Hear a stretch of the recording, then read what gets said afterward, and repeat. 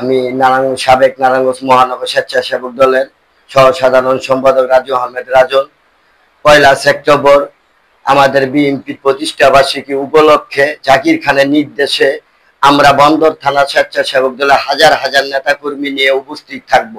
অনেক মায়ের সন্তানের আকাঙ্ক্ষা ছিল আমার নেতা জাকির খানকে মুক্তি করে আনার পরে আমরা এই সর্বপ্রথম জাকির খানকে নিয়ে আমরা র্যালিটি বের করব।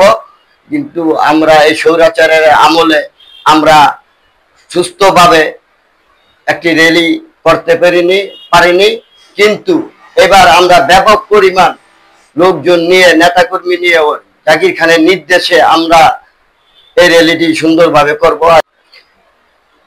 দীর্ঘ 17 বছর ফ্যাসিবাদী সরকার হাসিনার আমলে আমরা পুলিশের দাঙ্গা হামলার মুখে ছিলাম, কিন্তু কোনো মিটিং মিছিল করতে পারিনি।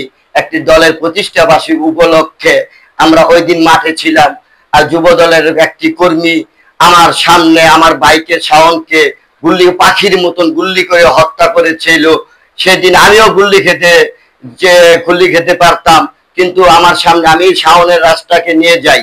এই শাওনের আত্মার মারফতে আমরা সকলের কাছে এই দিন আমরা দোয়া চাই। জিয়াউর রহমান এই জন্ম না হলে বিএনপি জন্ম হতো না। শহীদ প্রেসিডেন্ট জিয়াউর রহমান জন্ম না হলে আমরা বাংলার পতাকা পেতাম না। শহীদ প্রেসিডেন্ট জিয়াউর রহমানের জন্ম না হলে আমরা স্বাধীনতা পেতাম না। স্বাধীনতা আজকে স্বাধীনভাবে কথা বলতে পারছি, এটা আমাদের শহীদ প্রেসিডেন্ট জিয়াউর রহমানের অবদান।